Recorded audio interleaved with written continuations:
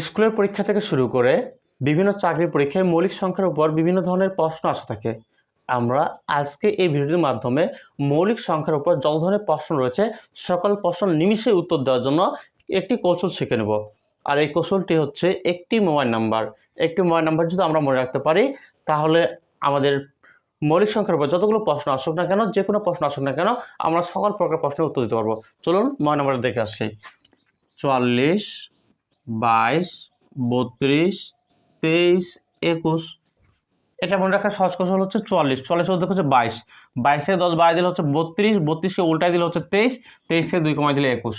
তার মানে 1 থেকে 10-এর মধ্যে মৌলিক সংখ্যা হচ্ছে 4টা, 10 থেকে 20 অর্থাৎ 11 থেকে 20-এর মধ্যে মৌলিক সংখ্যা 4টা, 21 থেকে 30-এর মধ্যে মৌলিক সংখ্যা 2টা, 31 থেকে 40-এর মধ্যে মৌলিক সংখ্যা 2টা, 41 থেকে 50-এর মধ্যে মৌলিক সংখ্যা 3টা, 51 থেকে 60-এর মধ্যে মৌলিক সংখ্যা 2টা, 61 থেকে 70-এর মধ্যে মৌলিক সংখ্যা 2টা, 71 থেকে 80-এর মধ্যে মৌলিক সংখ্যা 3টা, 81 থেকে 90 পর্যন্ত মৌলিক সংখ্যা 2টা, 91 থেকে 100 পর্যন্ত মৌলিক সংখ্যা 1টা। আমাদের যদি প্রশ্ন করে থাকে 1 থেকে 30-এর মধ্যে মৌলিক সংখ্যা কয়টা, তাহলে 30 মানে হচ্ছে 3টা সংখ্যা যাইতে হবে।